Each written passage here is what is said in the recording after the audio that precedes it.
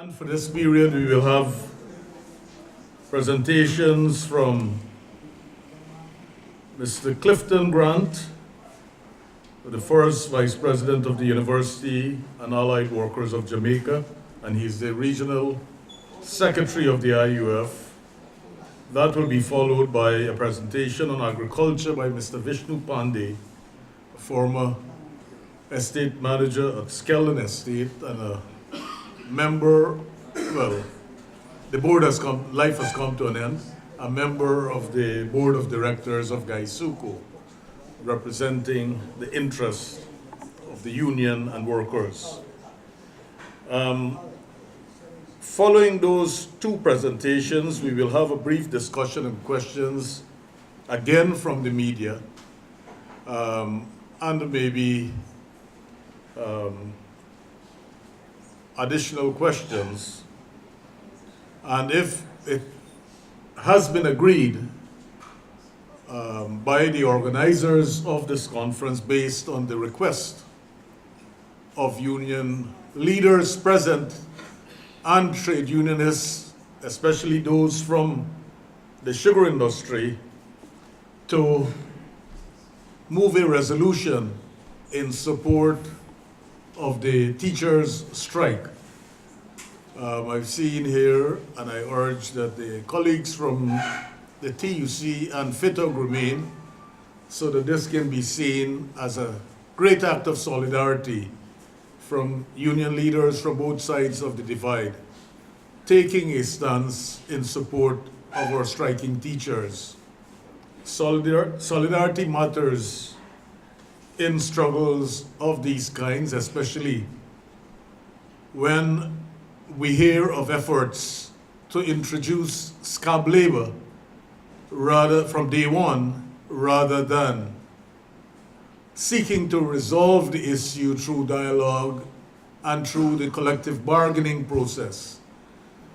When I heard the Minister of Education yesterday, it reminded me of the Gao strike of 1977, when from day one, scabs were introduced in the sugar industry, and from day one, rather than seeking to resolve the issue, when avenues were there, when the TUC had moved to intervene and to assist in bringing about a resolution, the government persisted in its course of destruction with the introduction of scabs. So it's an important matter, and so with your approval, we will have that resolution tabled. And having introduced already who Mr. Brother Clifton Grant, Comrade Clifton Grant is, one addition to that, he's also an honorary Guyanese. If Minister Harmon was here, I would have urged him to grant him full citizenship, as he has played a tremendous role in the trade union movement in Guyana, especially in the field of education. He's no stranger to Gao and Tanasi. He's no stranger to the labor movement. And so it is my pleasure to invite Brother Clifton Grant from the University and Allied Workers of Jamaica. And let me make one last point. It is the first academic union that has been able to meddle successfully in the affairs of the sugar industry in Jamaica. So welcome, Brother Clifton Grant. Brothers and sisters, good afternoon. I think this is my third trip to Guyana in the last less than 2 years. So when my brother recommends certain things, I know where he's coming from. Because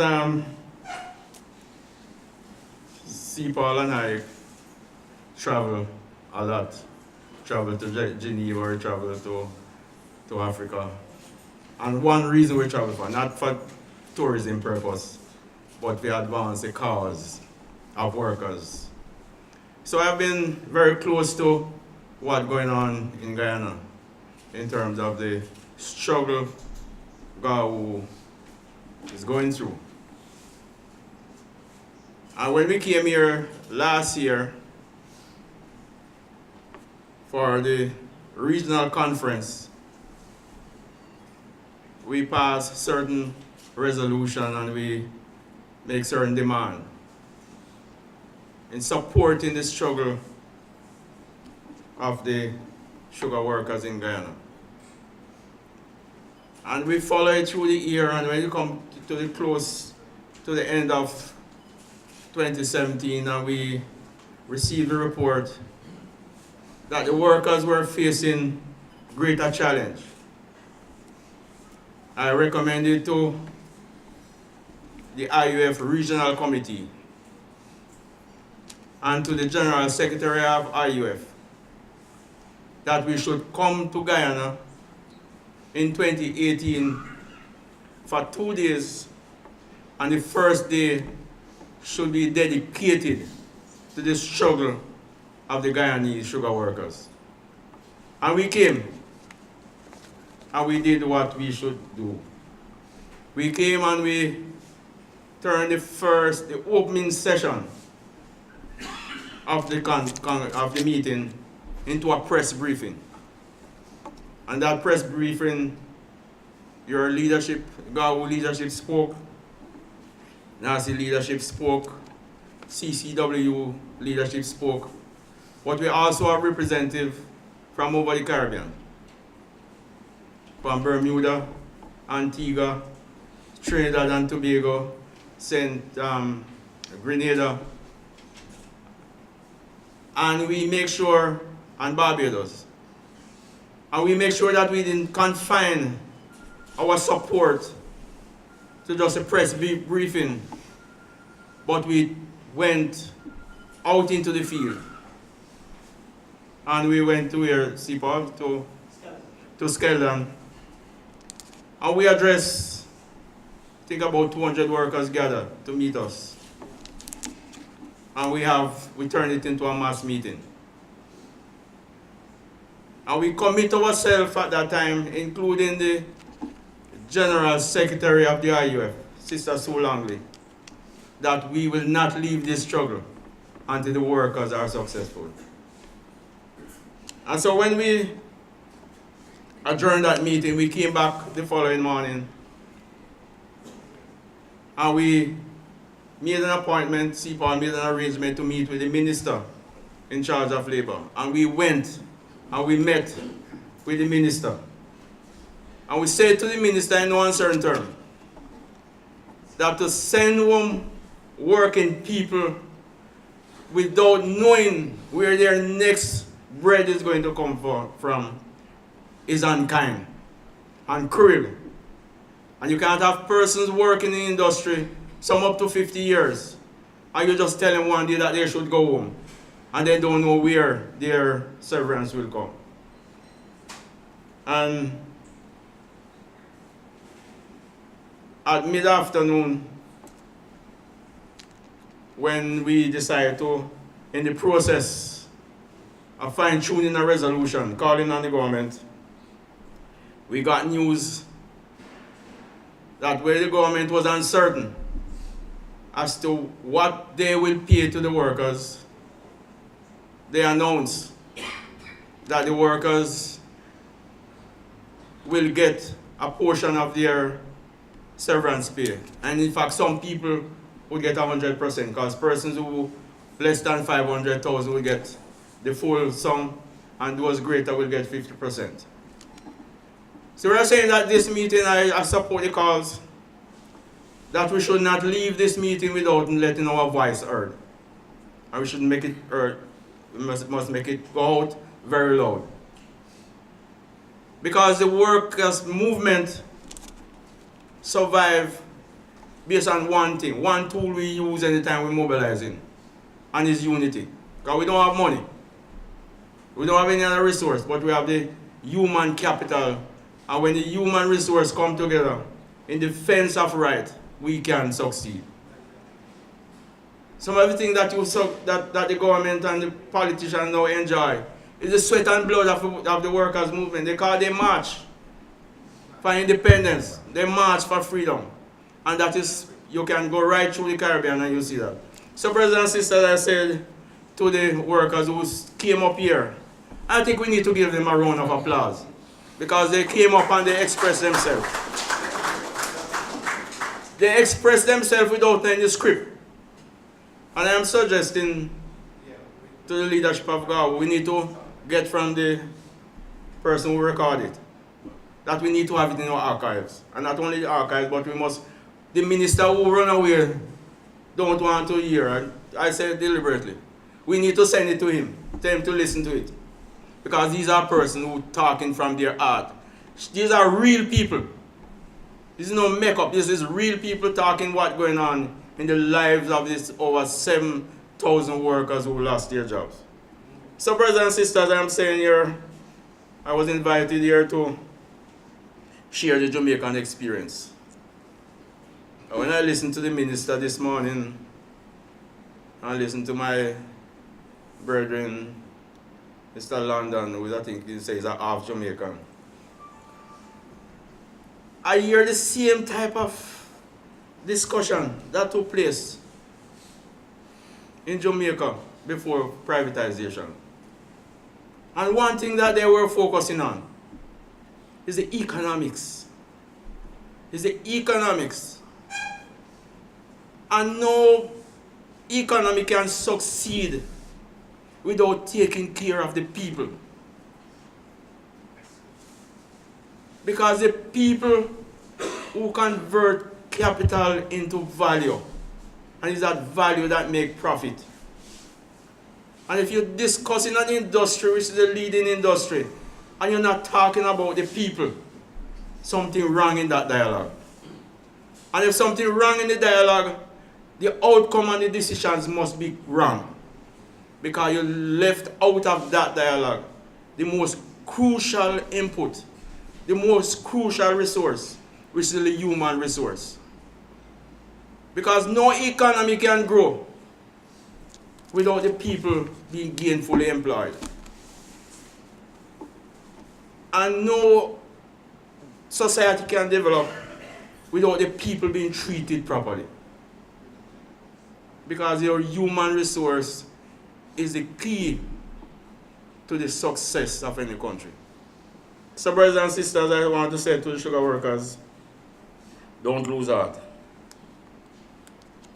The UAW, the Bustamante Industrial Trade Union in Jamaica, with a part of the IUF, is 100% behind you. And I can say to you, the IUF that represents over 10 million workers in the world, over 400 and odd affiliates, with 100 and odd countries, are fully behind you. Because when we went to the executive meeting earlier this year, C. Paul was there, and we asked the General Secretary to send a letter to the President, and that letter was sent to the President, saying to the President, the IUF don't like how you're treating the Guyanese sugar workers. So brothers and sisters, don't lose heart. I want to share the Jamaican experience with you, because the discussion started out that with privatization, the industry would take an upward turn. But you will see the result of what privatization means to the Jamaican people. And I've gone through it, trying to make some points. Because if I don't put it into PowerPoint, I might hear for a very long time talking. So I just want to put some points, so put the first. So what you're seeing here is the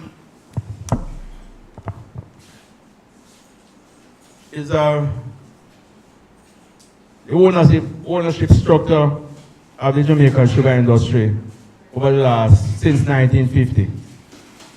And you see, it started out with a period of private ownership, then it goes into a mixture of ownership, government, corporate, workers, cooperative, and private. Then it goes into government and total and private, and then it comes back round to private, total private ownership. Next. What is the result of this mixture? During the period, the first period, in 1950 to 1979, there were 22 factories. 22 factories in 12 of the 14 parishes. And only Kingston and St. Andrew weren't involved in commercial production, growing up cane and producing sugar in any commercial way. And I put it there because in St. Andrew you have small farmers who do their thing. They grow cane, sugar cane, or they produce what you call wet sugar that they sell on the local market. So by 1979, the 22 factories boiled down to only 12. Between 2001 and 2018, it comes down to 5. Of the 5 factories that operate in 2017-18 crop, there is uncertainty at this moment whether or not Monimus Sugar Factory in Clarendon, which is owned by the Chinese, will be in operation come 2018-2019. At the end of the 2017-18 crop, they indicate that they will not operate Monmouth. And there is uncertainty whether or not Frome will be in operation. Because the Chinese, who took over 2/3 of the industry that was owned by the government up to 2009, owned 5 of the 7 estates at that time. They sold 3 to the Chinese. And they operated under what is called Pan-Caribbean, or the Complan company in China owned it. So they took over 3. But they didn't start operation in 1. Not 1 ounce of sugar was produced in one of those factories. That factory had the capacity of producing about 20,000 tons, and they didn't touch it. So they operated, and when they make the declaration that they're not going to operate Monimus, the Minister of Agriculture indicated that the government is not going to allow Monimus to remain closed. I don't know how they're going to do it, because the government is operating under the IMF agreement. And under the IMF agreement, they are not allowed to do certain things. So they might be trying to mobilize capital otherwise, but that is the situation now, and that uncertainty in Monimus, because the Chinese have declared that they are not going to operate anymore. So let me look on what it means. So I'll show you where the factory is coming from 22 to 5 the last crop in operation. So in 1993, 12,000 workers were employed in the industry on 9 estates. By 2010, that reduced to 5. Currently, in this 2018 that we are in, less than 3,000 workers employed. In the last 10 years, 9,000 workers lost their job since the privatization. Next slide. Let's look at the production, what it means. In 1965, over 500,000 tons of sugar in 22 factories. By 2000, 216,000 plus in 9 factories. In 2018, figures tell for itself, 78,000 tons. 78,000 tons. Next slide, please. And we can show you what this means, how this come out. Has a capacity of 80,000, then produce 22. Monimus, 60,000 ton capacity, 7,000 plus. Langpan, 25,000 capacity, 0. Appleton, 33,000, 15. Roddy Park, 25,000. They are doing fairly well, and they are one of the factories might survive. St. Thomas, capacity of 15,000, 9. So we have a capacity that we can produce up to 238,000 tons, but we only produce 78. So brothers and sisters, full privatization took place, as I said before, 2000. Between 2006, 2009, I see Langpan and Hamden taken over by the Hussey family. The Hussey family, their background is, have nothing to do with sugar. In the past, because horses used to draw the mill around, but in today Jamaica, the horse racing is their background. St. Thomas Sugar, taken over by a separate group of companies. Their background is food distribution and some form of manufacturing. Monimus from Bernard that took over by the Chinese. So that is what we end up with. And Appleton and Worley Park have always been private. They have not moved from private into the government hands. Next one, please. I just make note of it here. And like I said something in terms of Appleton. Appleton,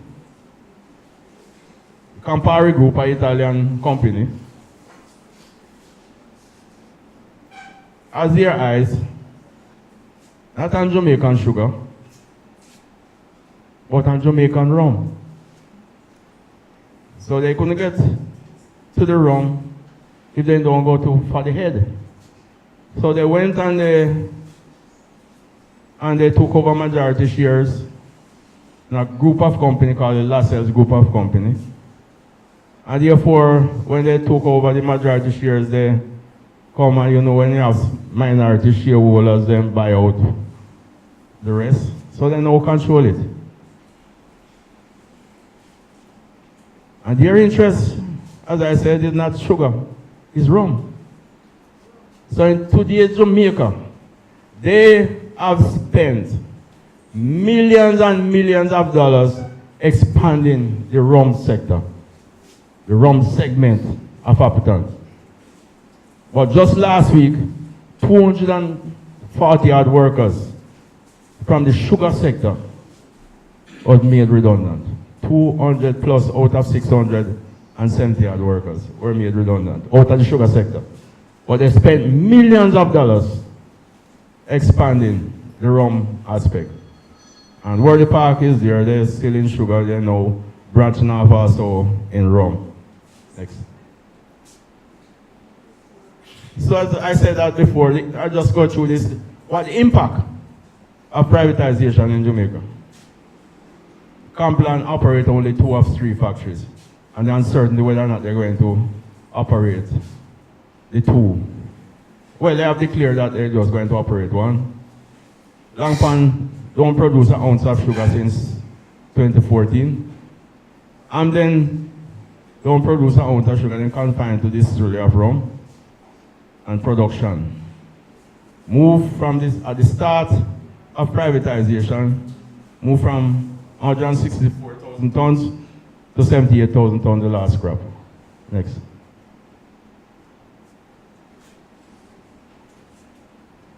So continue impact. I said this before, 1993, 12,000, now less than 3,000. Complan divestment, return all the cane lands. They return every inch of the cane land to the government, so that they're not into growing any sugar cane.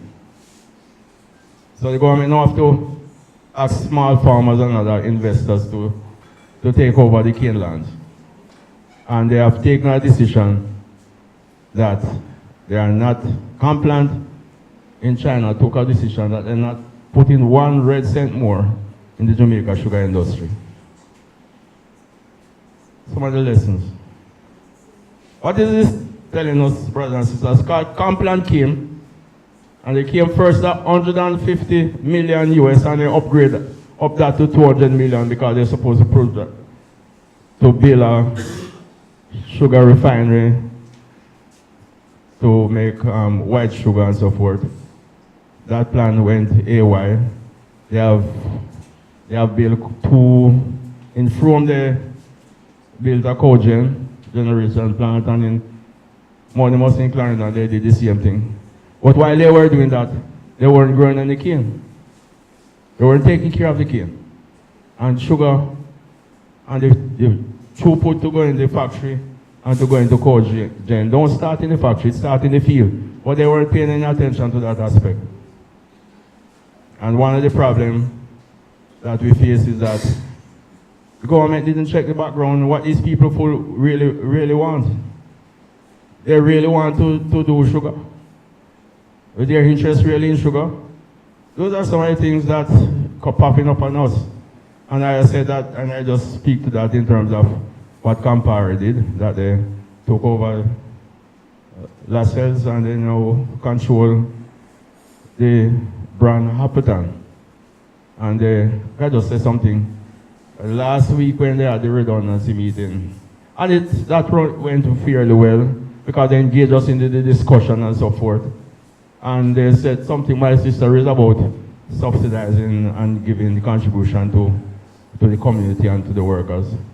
And what they did, Campari did, in terms of Hapitan, is that we engaged in negotiation with them and we put a number of things on the table, including taking care of the children of the workers who are attending school. And like I said to you, they listen to us. I don't know why they listen to us.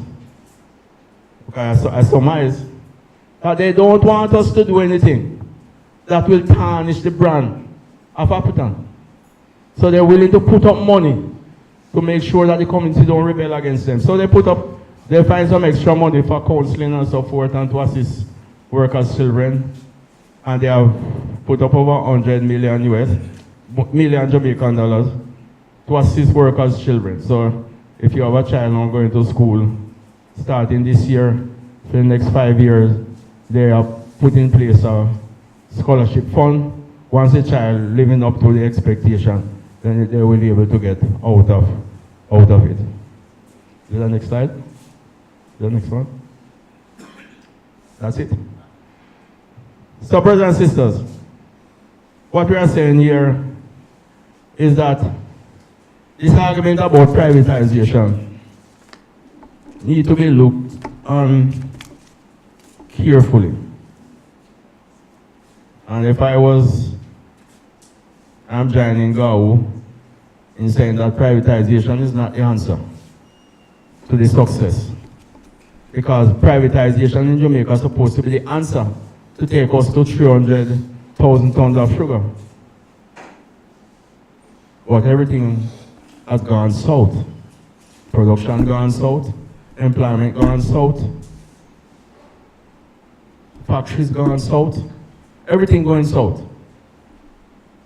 So brothers and sisters, if you can use this example in order to guide you, it will help to make sure that the workers' voice is not the same voice as those who are telling you that privatization is the best. Because the experience in Jamaica is not privatization wasn't the best. Because every step of the way, it boils down to one thing, that the workers make sacrifice. Workers go without wage increase in some cases. But it boils down to the policymakers. What support did you give to the industry to make sure that it survives? So when you feel, it's that somebody should do what you feel on, and you're not sure they're coming with any interest more than to control some assets. And control some assets to do some other business that they want to do a long time. So brothers and sisters, thank you very much for giving me the opportunity to share the Jamaican experience But I say the Jamaican experience is not turning out to be the best for the workers who labored and sacrificed their life.